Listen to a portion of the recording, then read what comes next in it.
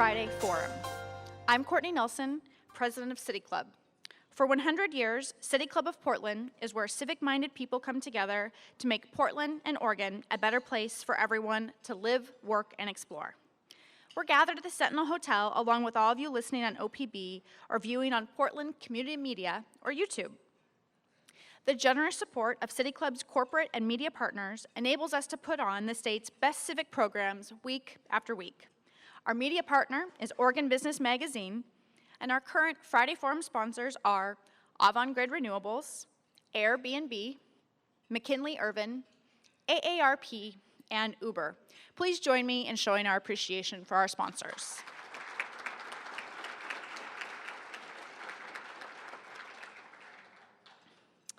And now on to our program today. We are going to be exploring Oregon's new cannabis industry. Oregon has an international reputation for its organic and innovative approach to homegrown. Our diverse range of speakers will explore how this industry will grow jobs, increase revenue, and create opportunities for minority and women-owned businesses. Let me introduce you to our panel today.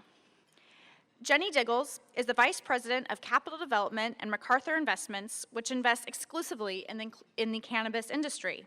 She brings her experience as a successful entrepreneur and legal cannabis advocate to this discussion. Chip Dunn is the founder of ReBirth Oregon, a cannabis farm dedicated producing a high-quality cannabis flower and educating consumers. Marvin Revoal represents Oregon's 4th Congressional District on the Oregon Liquor Control Commission, or OLCC. He's also a business owner. His company is Pacific Benefit Planners, an employee benefits and property and casualty agency. And finally, our moderator today is James Morris, founder of La Caja, which focuses on people of color entering the recreational cannabis market. James is also chair of Oregon's Commission on Black Affairs. Please welcome our moderator and panelists here today.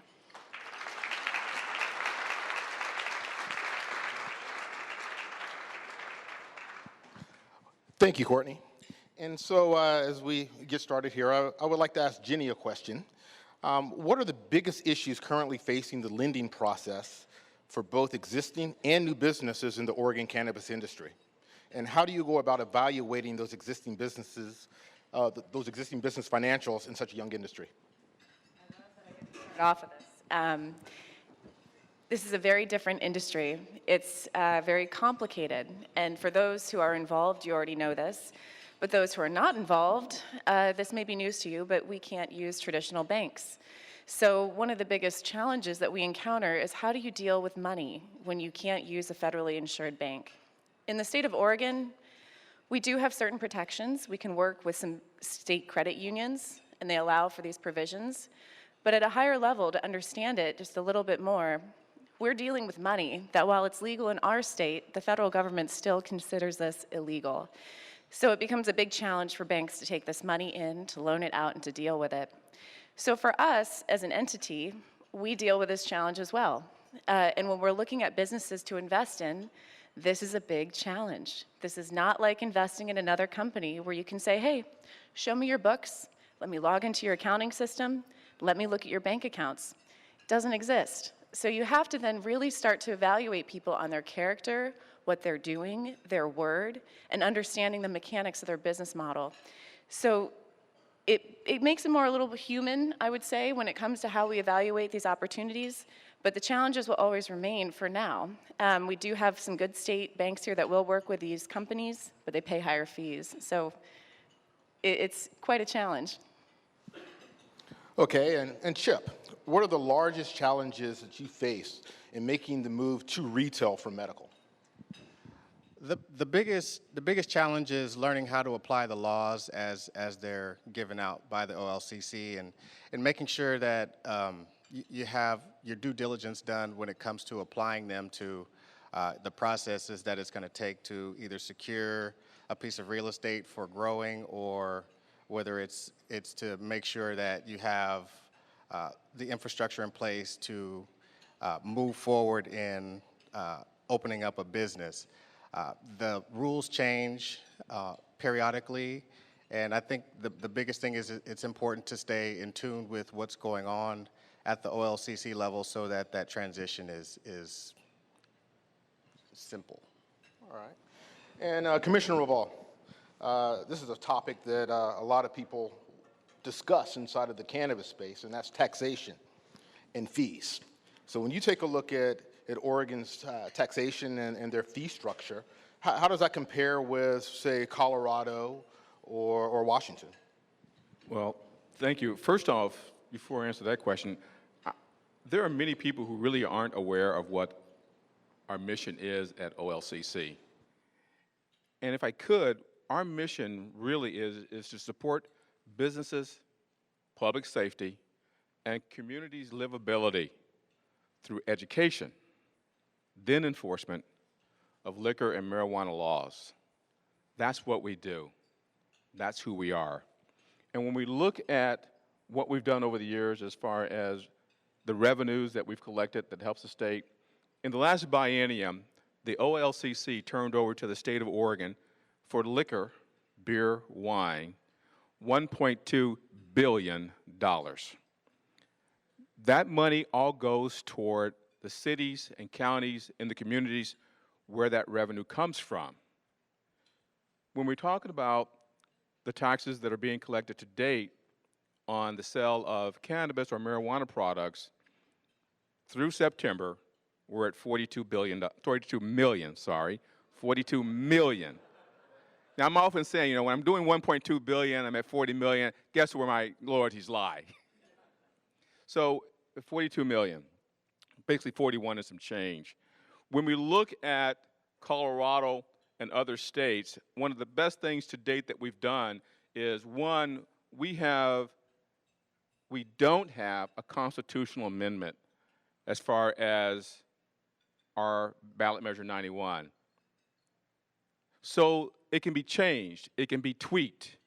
One of the things that we worried about right off the bat is that cities or counties would tack on enormous taxes on top of what the state could get. And many of them looked at that as a revenue stream even before Measure 91 was passed. So the way it sits now is the state gets 17%, and the cities by vote can vote by their population for another 3%. As a former police officer who did a lot of drug deals, it all got turned in. What you want to do is, basic business is have a better price and a better product than the competition, okay? If we keep the costs so people stay in the legal system, then they don't go to the black market. That has been a great aid in making the products affordable for the public. All right.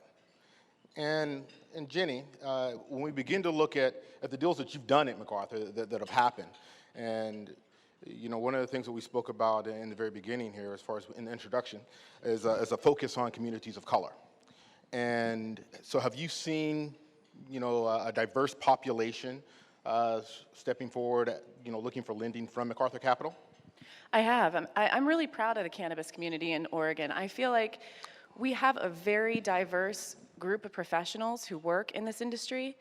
I was walking around at a conference probably 6 months ago, and it made me almost emotional to look at the diversity of the people who were present, and I was so proud to be a part of the cannabis industry. I used to work in tech, and you'd go to those conferences, and to overgeneralize, it was a lot of white dudes in khakis. And so coming into cannabis, it's way more diverse. This is a system that has agriculture as its backbone, that needs smart business people to come in and bring ideas into it. So the opportunities we see span, it's incredibly diverse. We have investments in Sri Lanka with a Sri Lankan local. We have investments with women, with people of color. It's very important to us to find the right deal and the right people.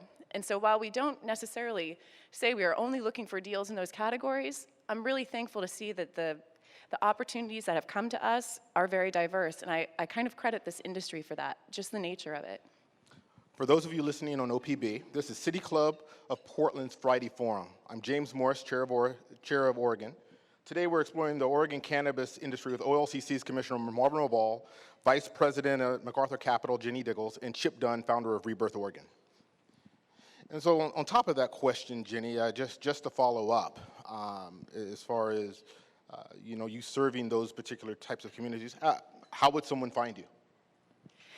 So finding us is interesting. You know, MacArthur Capital, MacArthur Investments, we haven't put ourselves out there in a very big way from a marketing standpoint. We haven't taken the stance of a lot of other funds which say, hey, we're here, come find us, and just start wafting through everything. In a sense, what we've done is we've built a really wonderful team, and this wonderful team that has great relationships in this community. And through those relationships, we have found other great people who are working on other wonderful things. So right now, the way it's worked is through relationships and being involved in the communities that matter and in the businesses that we really care about. Thank you. And also, if you're looking at getting in contact with MacArthur Capital, on City Club's website, you do have contact information as far as in Twitter handle as well. Mm-hmm. All right. And Chip Dunn, my next question centers around how long were you in the medical space, and how have you seen that change as far as the demographics of it change over the past years as you're moving into the recreational space? So I've been in the medical space for close to 8 years. And in that time, I think that the biggest thing was there was not a lot of folks around to collaborate with. I think over time, as the industry has grown and we've pushed towards the retail side, a lot of people have come out, and now there's names, there's faces, there's businesses. So where the market is right now, it makes it it's really fun to be involved in it, because everybody's out and everybody's pushing their brands and trying to collaborate together to make sure that we have one of the best states and grow some of the best cannabis around. For me, I think that it's to see the industry get better and how people get involved is by doing forums like this and sharing with people the benefits of how the industry has taken place and where it's going. Thank you. And Commissioner Revoal, what are the largest discrepancies when we begin to look at federal and state law, and how is OLCC navigating that, and what is the significance of the Cole Memorandum? Dealing with the federal government is always a tricky dance. It's kind of like Ginger Rogers. She could do everything he could do, only she did it backwards and in heels. Much better job. So when we're working with the federal government, the Cole Memorandum sets very specific guidelines for which a state should follow.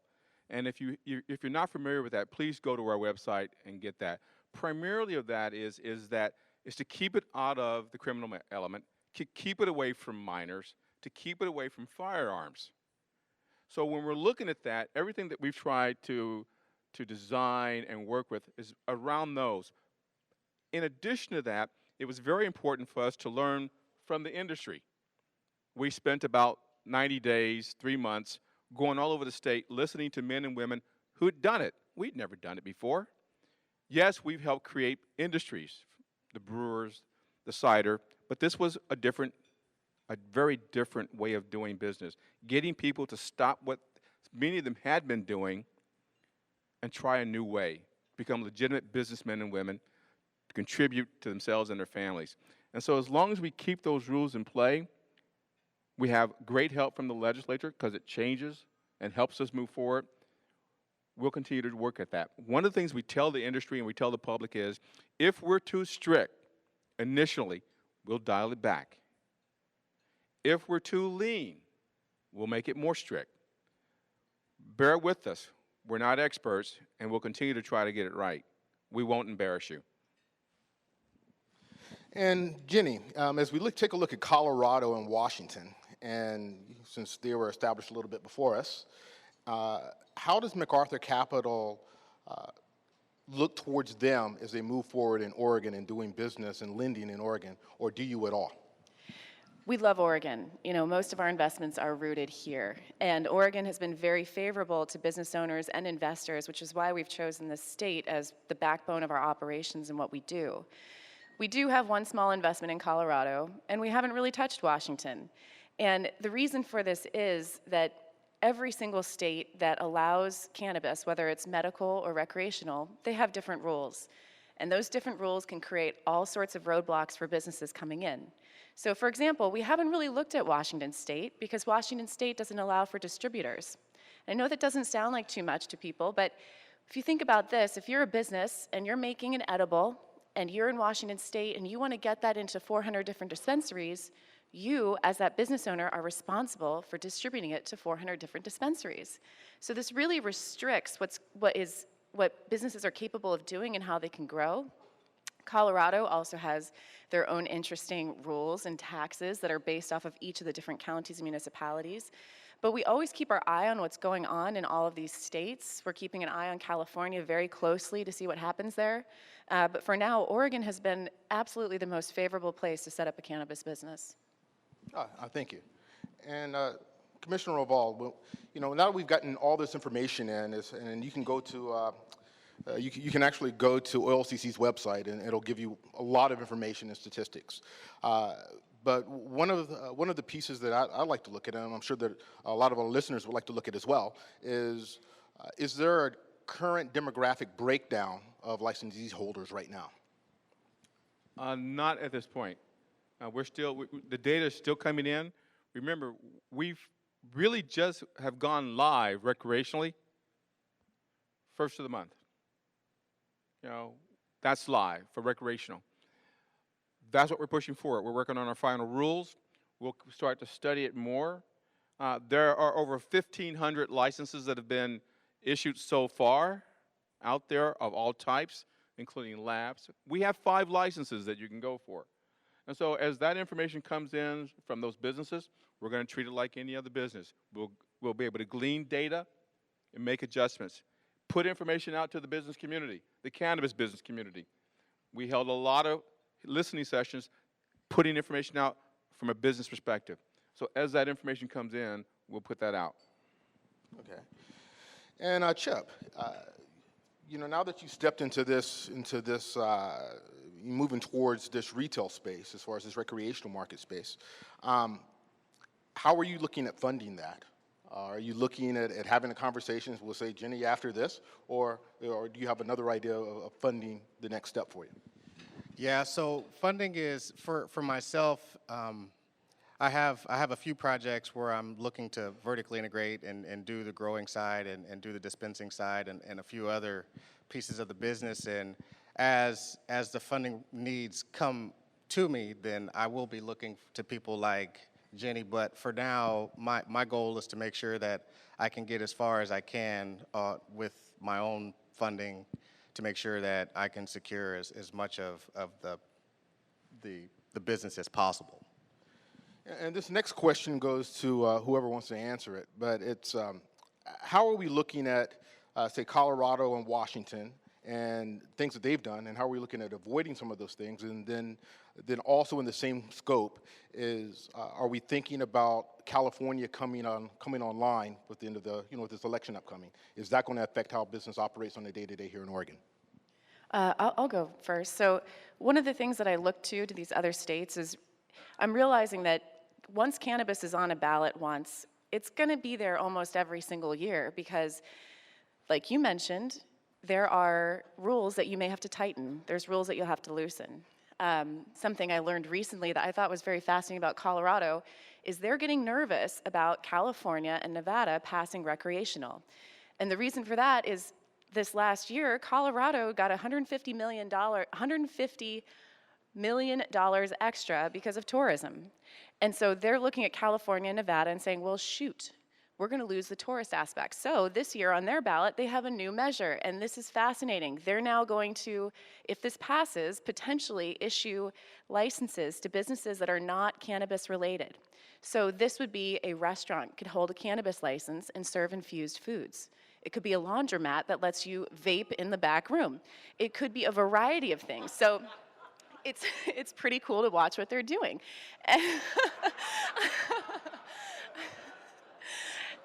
I love it. As a business person, I love it. I love seeing the possibilities. And so, you know, California, just through reading through their proposed rules, it presents opportunity and it also presents some drawbacks. And so, you know, we definitely look at those and as we evaluate them. And when we think about how they impact us as a business, what it allows is for opportunities for additional licensing. So since our product can't cross state lines, if it grows in the ground in Oregon, it cannot cross the boundary of Oregon. Since something has to stay in a state, you seek out licensing deals. So as more states pass recreational or medical laws, it's so good for the businesses here who are seeking to get their product elsewhere. So, you know, we haven't quite seen yet the impact of tourism on Oregon yet from the full review of a full year. So I'm curious to see what that will look like for us. But the impacts of these other states they're exciting and sometimes a little bit nerve-wracking, I'm sure. One of the things that we're most happy about is the taxation issue that was very much different for us than it is in the state of Colorado, where you have all different types of taxing scenarios, which increases the cost of the product. That's something that we learned quite well early on with Colorado. We're going to continue to look at change that comes out of the legislature because that's who makes the laws. We then try to make administrative rules. The Cole Memorandum, can't do it in public. So you go in the back room of a restaurant, that's still in public. You're in a limousine, that's still in public. You're in a John in Salem, that's still in public. So we're going to continue to do that. We're looking toward you, as you talk with your legislators, how you'd like to see this industry grow and change. Then it comes back to us. We're open for that information. But please go to your legislators and talk with them how that changes. We want change because from my perspective, California is a competitor. And as a business person, I like beating the competitors. Okay? So I want this industry to beat the competitors. Make jobs. Give me more tax money.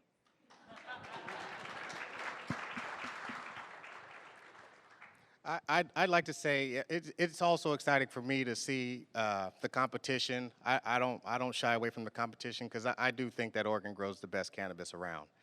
But with that being said, I do think that with those other states coming along, it allows for an opportunity for a young industry like ours to be creative and find ways to compete in different ways and have healthy ways of interacting with these states and learning from them. So I think from an educational standpoint, we stand to learn a lot from them as long as we follow those rules that are set forth that we can play by. But I think that for the industry that we're in and the state that we're in, I think this is a great opportunity for us to stand further ahead of the competition when they do step up. For those of you listening on OPB, this is City Club of Portland's Friday Forum. I'm James Morris, founder of La Caja. Today we're exploring the cannabis industry with OLCC's Commissioner Marvin Revoal, Vice President at MacArthur Capital, Ginny Diggles, and Chip Dunn, founder of ReBirth Oregon.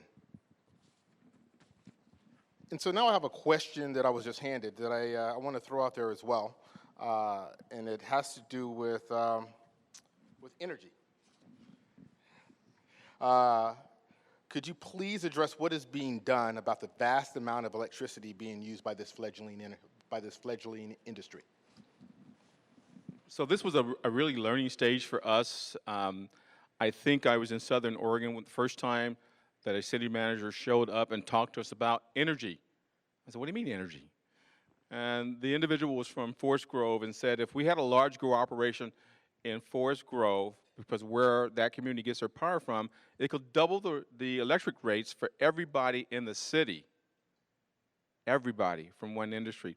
And so one of the things that people who want to get into the business have to bring to us is their energy and water plans, as well as what they're doing with the municipalities out there, because that is an issue. And so they have to have plans, which means they're going to work with their community, work with their power source, work with their water source, and they have to bring that all to us so that we know what they're doing in that. It's an enormous energy drain. It takes, like any other farming industry, it takes a lot of water. It could take a lot of herbicides. We want to know what all that is, which is why we asked the legislature for a new license dealing with labs, so things could be tested, so the public could be safe. On that energy front, you know, I do believe Portland and Oregon really cares about it. So there are organizations like the Resource Innovation Institute, which have brought together people who want to create standards for indoor grows, in a way kind of like a LEED certification on a building, so you can say, hey, we're really meeting and exceeding the standards, being wise with our energy use. And it's so wonderful to see people in this industry come together to collaborate, to say, here's what I've done and here's how it's working well for me. There's also things like the energy trust that you could actually go towards, and they could actually help you get stuff set up, and you can collaborate with them on what you have going on. And sometimes they'll help you with subsidies, and sometimes they'll just give you tips on where you can save and conserve energy. So there's a lot of resources out there for us to use. So how would one get in touch with the with Energy Trust of Oregon? Yeah, they have a website. They're probably in the building right now. So, but yeah. All right, and sticking aside, taking a look at diversity. Diversity has to do with a lot of different things. So now, when we look at diversity from a rural and economic point of view, what are the opportunities for those that are rurally or economically, that are in rural or economically depressed areas of the state, in order for them to generate revenues? Well, I guess you could look at it fortunately or unfortunately. Like alcohol, every community decides whether or not they're going to have a marijuana or cannabis industry. They get to vote on it. So that depends on what that community is doing. We've made substantial outreach, we at OLCC, substantial outreach to those communities. It is going to be up to that community to decide whether or not they want to participate or not. And by the vote of the people, they'll decide that. But we have made that outreach, and we continue to do so. And in the same breath as that, and Chip, since you're making that move, how hard did you stay in the same location you were in? And if not, how hard has it been, or was it, in order to find another location? Well, real estate seems to be the hardest part for me to deal with, but I've been in the same location as far as growing for the entire time I've been in the business. And when it comes to looking for a retail location, it's taken some time to actually find a location. I think the biggest thing is just having patience has been my biggest asset, and making sure that all my I's are dotted and my T's are crossed. But it comes down to mostly doing that due diligence and making sure that the property that I'm looking for is zoned correctly, and everything is in place for us to actually have success at getting through the licensing process. And not to put you on the spot, considering that you're sitting next to a commissioner, but how has that process been, navigating it with OLCC as far as getting that recreational license? Have they been a partner? Yeah, the OLCC has been a partner. I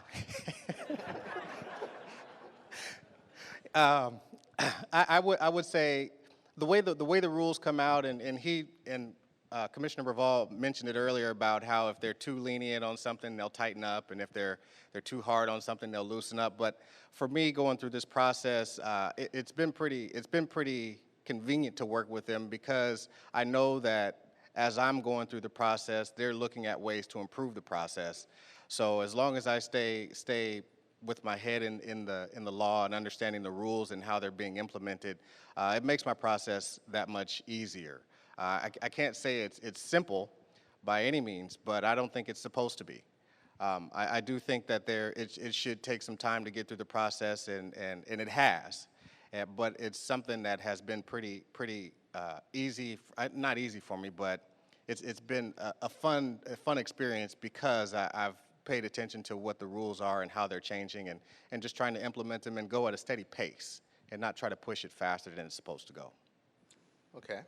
And Jenny, as you're out there with MacArthur, and you're looking for, say, the best type of business in order to do business with, what is it that you're actually looking for? Are there any, just key concepts, or do you stay with them the whole process, or is it just, you cut them the check, you wait for your payments, and then you hope that they do well.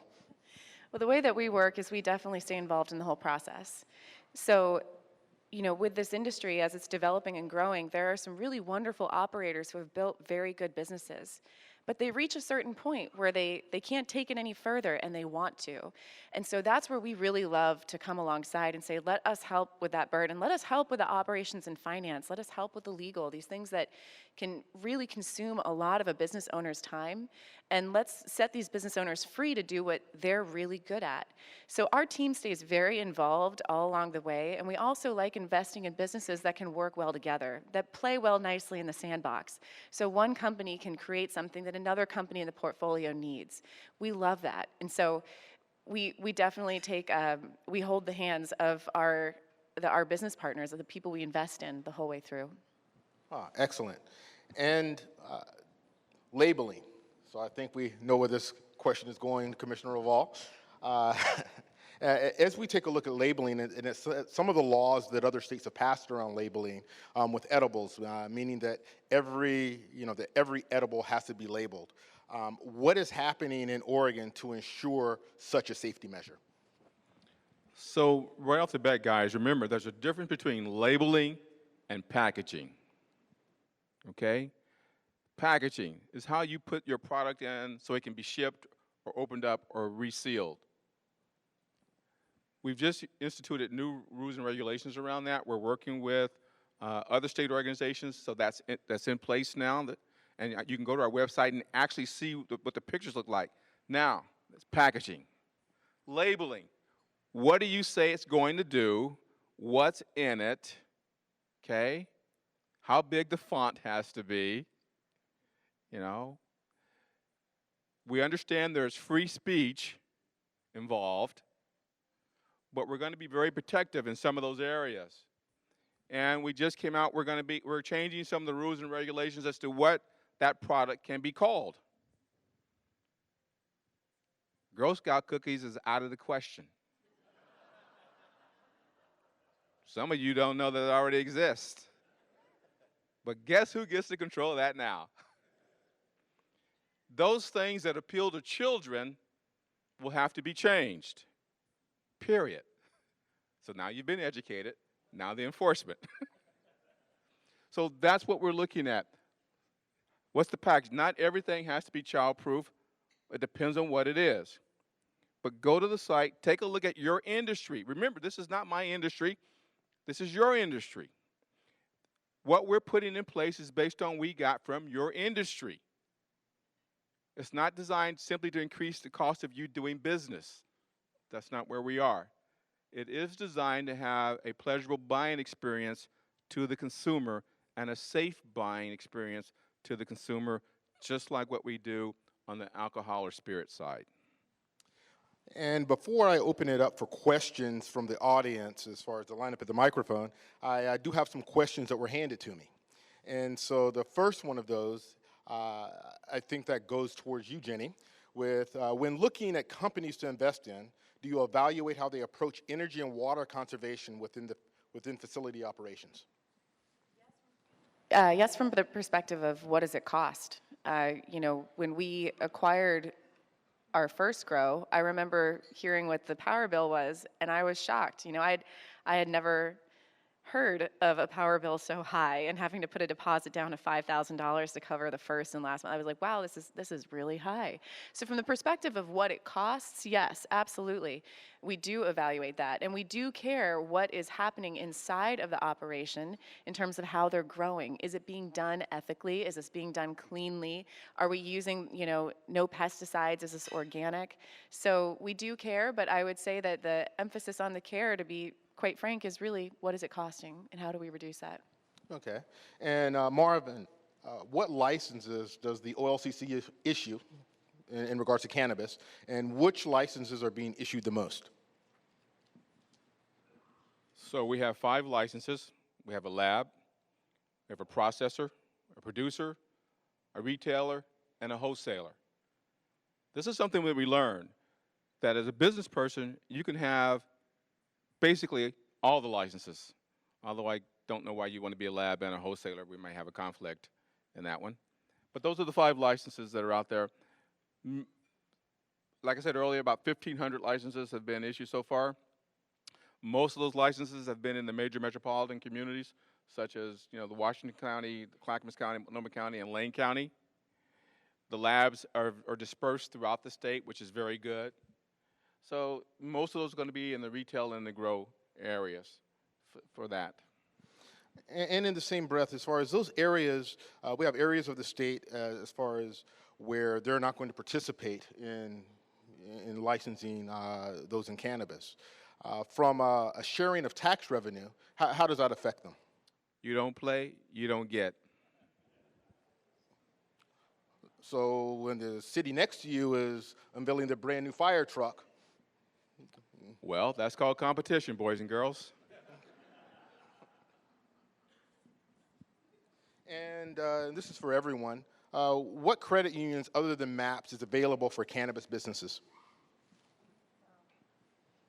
MAPS is really the main one in our state that is doing everything that they possibly can to make it possible for people to bank. I have heard of others that are willing to talk and to figure it out, but in terms of a really solid process, MAPS is the one that I've seen do the most. And I suggest that you be very upfront with your financial institution. If they're willing to talk to you, tell them what you do. Don't couch it.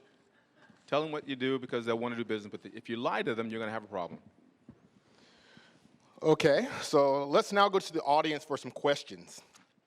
We invite City Club members to ask their questions at the microphone. Asking questions at the Friday Forum microphone is a benefit of City Club membership, and membership is open to everyone. Please identify yourself as a City Club member and ask one question in 30 seconds or less. And for those of you listening on OPB, this is a City Club of Portland Friday Forum. I'm James Morris, founder of Caja. Today we're exploring the Oregon cannabis industry with OLCC's Commissioner Marvin Revoal, Vice President at MacArthur Capital, Diggles, and Chip Dunn, founder of ReBirth Oregon. So back to the microphone.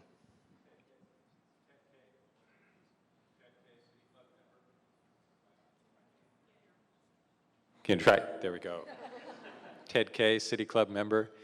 Assuming California passes, legalizes marijuana in the election, how in your crystal balls do you see the industry evolving nationally, both other states and the federal response, looking in the next few years? Well, if California passes, California is the 6th largest economy in the world. So it has a major impact and it sends a message across the rest of the country. So we'd like to believe that federally then they would start to make a more positive and favorable stance towards it, but it's not really guaranteed. So far what we've seen from the candidates is that both of them will leave it up to the states. So there may not really be that much federal input coming in. There is, however, we have certain protections that are given to us to allow us to conduct business inside of each of our states without federal interference and using federal money to stop what we're doing legally. So we look forward to that being continued and actually expanded this next year as it's readdressed. It has to be voted on every single year. And there are certain expansions that will happen inside of that. But with California and looking in a crystal ball, I think the only thing I love is that it's good. This is creating a new environment for our country and allowing people to see that it's going to work. It's working for certain states. Bad things aren't happening. So all around, it's very good for our industry. Hi there. My name is Patrick. I'm very excited because I just today became a member of the City Club of Portland. So thank you very much. Thank you. It's an important question. So I'm an anthropologist. So I study the sort of effects of these laws and policies on marginalized communities. And so I'd be really curious to hear specifically from you, Commissioner, about how you see your work on the OLCC intersecting with these communities and really boosting equity. Because I think that a large part of the conversation needs to kind of focus on the discrepancies in our culture now is the fact that we have legal marijuana in Oregon.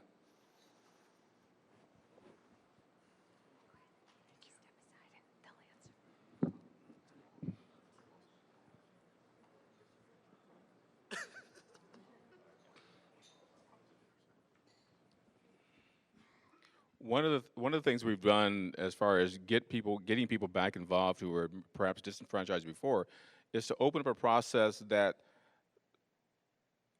an automatic conviction in the past does not exclude you from being part of this industry. So that was one of the things we did in an outreach right on. There are a number of people who now have licenses who had past convictions, and we created a method in which to bring that community back into it because, frankly, you had the most experience. Really, honestly. And so that's what we're looking at it to move forward. We're looking at it as a business opportunity while still remaining inside the Code Memorandum rules. So. And before we go to the next question, as you say convictions, and I think this is very important for our audience to understand, are you talking misdemeanor convictions or are you talking felony convictions? There were some felony convictions that we would allow people to get in. Nothing that has to do with guns. Nothing that has to do with certain types of drugs. So if it was cannabis or marijuana related, there was some leeway. If it were other drugs, created a problem. And anything doing with a weapon, wasn't a no. Question from the microphone. Good afternoon. My name is Walter Robinson II, and I am a City Club member. Better? Okay. I have a follow-up question to the question that was just asked as far as people who do have convictions, either felonies or misdemeanors, that happen to be a part of this industry that is now legal in the past. What are you doing to work with criminal justice systems here in the state to work with those individuals as far as expunging their records, considering that they were jailed for something that is now legal and will make the state billions of dollars in the future? I think that's probably going to be really directed to me. I'm not an attorney. You know, I do have that kind of voice that I can do. But our recommendation is you contact legal advice as to how that works normally for when you want records expunged or changed. That's what you're going to have to do. That's not something that we can get involved in. And if I can just follow up on that question for you, Walter. The Minority Cannabis Business Association, I believe it was about a month ago, in conjunction with Marley Naturals, put on an expungement clinic. And utilizing the bill that was the bill that Lou Frederick wrote for expedited expungement for marijuana convictions. So does that answer your question? All right. Kurt Wabering, member. Understanding that the commission is new to marijuana, but very experienced in liquor control. So I'd like to know what your sense is of your effectiveness of keeping liquor out of the hands and consumption of minors. Do you have any evidence of, and what % of your budget is used, for example, for enforcement? Keeping the products that we regulate, all the products that we regulate, out of the hands of minors is one of our top priorities. We do a lot of it with education. We provide the liquor organizations with ways through training on how to identify false identification. That is on an ongoing basis. As far as the actual percentages of our budget that goes toward that, I don't know. But I will tell you this is that every month I'm required to sit and pass final judgment on people losing their licenses because they've failed in that trust and they've allowed that product to get into the hands of a minor. We will have that same due diligence as we move forward with marijuana and cannabis. Hi, Melissa Magana, City Club member. So with the growth of the beer and wine industry, we've seen a rise in popularity of college programs focused on becoming a brewmaster or a winemaker. In the next, say, 5 or 10 years, can we anticipate possibly college programs geared towards being successful in the cannabis industry, and is that a good or bad thing? Does that make it a more accessible industry to communities of color or not? I think that would be a great thing to see in the state of Oregon. I don't see a reason why learning something and being educated on cultivating cannabis and how the market works could be a negative thing for our market. I think the earlier that people can start to understand the rules and learn the laws as they're applied and learn different ways to cultivate and different ways to actually market and manage and run a business in this cannabis space, I think that would be a huge benefit to the industry as a whole. Steve Novick, City Club member. In the song Rainy Day Women number 12 and 35, Bob Dylan famously wrote, "Everybody must get stoned." In light of that, is the industry looking for ways to capitalize on the fact that Bob Dylan just won the Nobel Prize for Literature?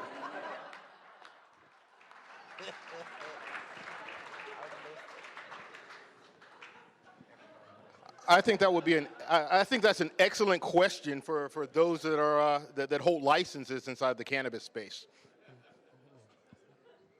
Are you going to take advantage of Bob Dylan's anybody get high? Within reason. It's a good motto to have, but I think within reason, I think that there's a lot that comes with that, and education is a big part of it. It's one thing to sing a song, but it's one thing to understand the background behind it, understanding the history, and understanding the impacts to the market and to yourself when it comes to everybody getting stoned. I think it's pretty cool, but I think it should be measured at the same time and understood and respected. Eric Shoemaker, City Club member. Question for Jenny. I think a theme today has been all this is so new, right? As a commissioner said, 34 days of having a proper recreational market. I'm just wondering what kind of deal sizes you guys are seeing and what kind of valuations? It is a great question. You know, this industry is super new. It's super new. We got out of an 80-year prohibition, and we're starting to crawl out of that, whereas alcohol only went through a 13-year prohibition and was organized before and was easily organized after. So when we come into this, you know, our average deal size right now in our portfolio is about $1.5 million for each of the deals that we're doing. And the valuations vary greatly. Valuation is a really interesting thing in this industry to try to figure out. We can't figure out exits. We don't know what an exit looks like. We haven't seen this industry mature enough yet to say, oh, okay, every company that we buy is going to be worth 5x whatever it is 3 years from now. It's really hard to say that. So our valuations are based off of as much data as we can possibly gather around what their market penetration currently is, where they can go into, what other states we can license into, and the potential of the management team to scale it. So those numbers vary, but the average deal size right now is about $1.5 million. Tim Wood, City Club member. I'm wondering if you could characterize the differences between the outdoor and indoor grow operations within the industry. Can you repeat that? Could you characterize the differences between outdoor and indoor grow operations within the industry? Yeah, so the outdoor grows, which I don't have much experience with myself, but it's more of a seasonal, one-time grow, whereas the indoor is, there's multiple ways to work an indoor operation, and you have more opportunities to crop and yield a product. So the outdoor grows tend to be larger in quantity, and the indoor grows tend to be a little bit higher in quality, and that varies, and that's arguable. But on the indoor side of things, you tend to have a little bit more control over the environment, whereas the outdoor, you're at the mercy of nature. And we took great steps in addressing both the indoor and outdoor realities, because what we could find that may work really well for an indoor operation created great disadvantages for an outdoor operation. And so we got a lot of input from both sides of that fence, and we created some different rules, particularly around security and the cost that was involved in that. So we understand there's a great differences, and the industry is expansive, and we want to make sure we're trying to be fair to both sides. Virginia Cornyn, City Club member. With the experience that Oregon is gathering and the other states, is there an effort in place or planned to remove marijuana from Schedule I federally? Not that I've heard. from the federal side. We are very focused on what happens within the state of Oregon. We've had a lot of support from our congressional and Senate delegation as it relates to banking and taxation, but we've not gotten any hint that the feds are going to do anything different than they've done in the past. Hi, Dan Harrington, City Club member. I was wondering, first, if you guys see the OHA medical program still being around in a couple of years, and if you do, structurally with the process that OLCC has in place in being able to track through the supply chain and OHA not having that process, how that's possible, and also with the amount of money that's coming in and funding the recreational side, how the medical side is going to be able to compete from just a business perspective in the market. I never speak about what the medical community is doing. My role is to deal with the recreational side, so I can't address any of that. I purposely stay away from that. As you might imagine, there are times when I have been politically incorrect. That will continue. So I can't address that.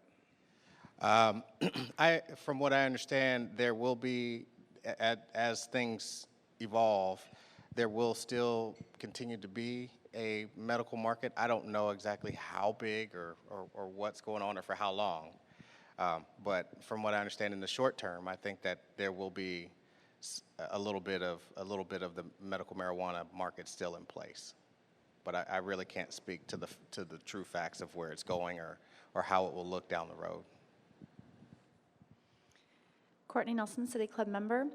My question is from a business perspective, and it sounds like, Jenny, you touched on it briefly, but what are the sort of export opportunities? And is that something, Chip, that you're looking to do? And Jenny, is that something that's part of the valuations that you guys are looking at, the companies that you're investing in? Could you repeat what type of opportunities? Export, so out of the state. I don't even know if that's available.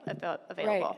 That's a really great question. You know, there is absolutely no tolerance for shipping any of the plant material over state lines. So that will not happen, at least as far as this is a Schedule I drug.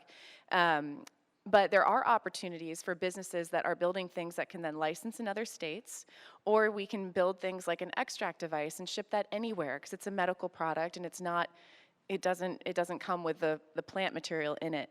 So there's a lot of possibility. Most people, when they look at this industry, they think of the bookends, and we call the bookends the grows and the dispensaries. So most people are like, oh, so you work in cannabis. What do you have a store or do you have a grow? Well, those are just the bookends, and in between there is a lot going on. So for every dollar somebody spends at a dispensary, there's $2.50 made throughout the value chain elsewhere. So the opportunities within this industry are tremendous if you get outside of thinking about just the plant material. Then you can start to ship across the country and out of the state and across the globe. And I know for myself, I'm not focused on exporting anything. My goal is to solidify a place in the Oregon market and make sure that I'm doing the best job for Oregon as it is right now. As things roll out, and if there are opportunities from different states, one, it will probably take a while for them to implement it and understand how those things are going to run interstate-wise, but I know for myself that's not something that I have on my radar right now at all. I would counsel everyone here and everyone listening, please don't push those boundaries. It's not worth it. There are so many business opportunities within the state, within the bookends. Take advantage of those. Don't push those boundaries, please. Hi, this is Bobby Regan, a member of City Club, and I have a question that's a little bit out of left field. I have a puppy who's about to have a total hip replacement.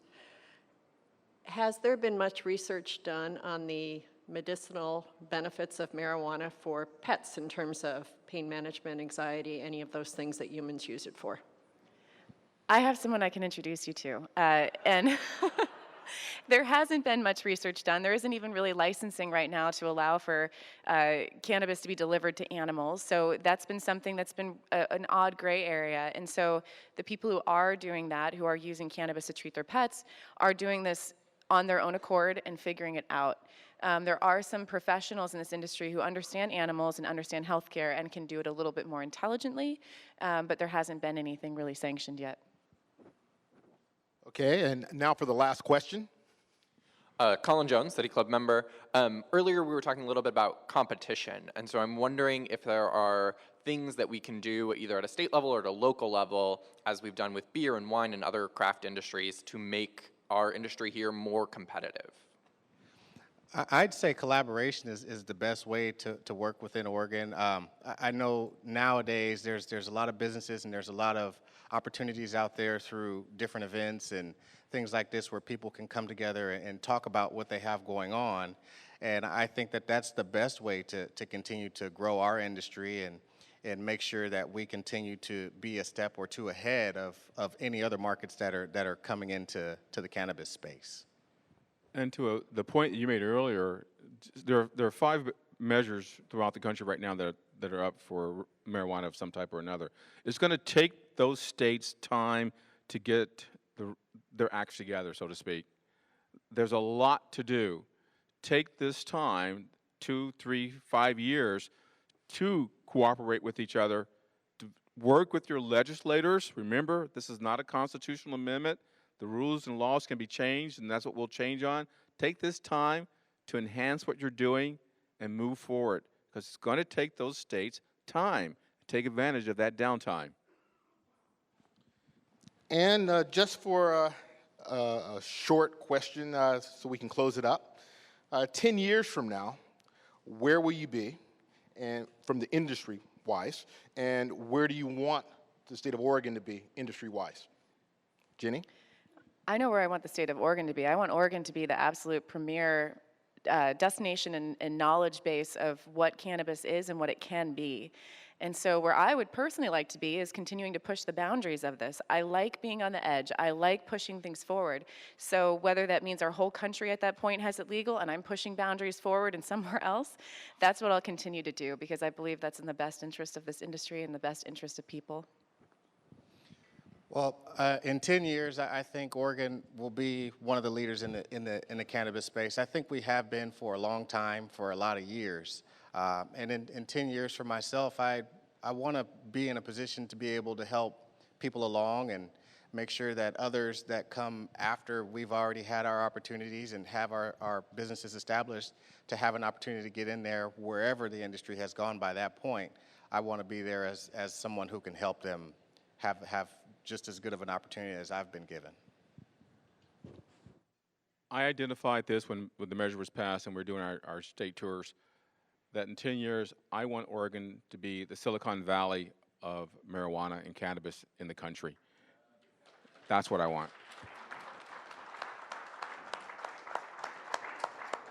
Oh, and I want my son to stop calling me a drug lord.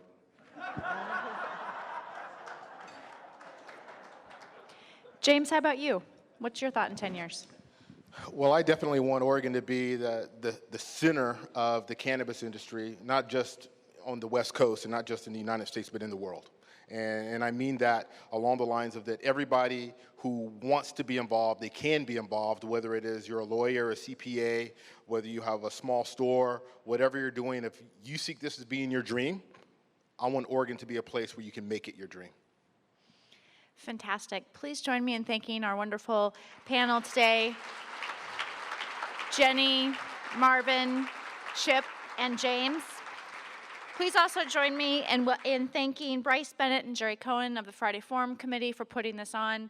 I'm Courtney Nelson, City Club President. Thanks for being here today.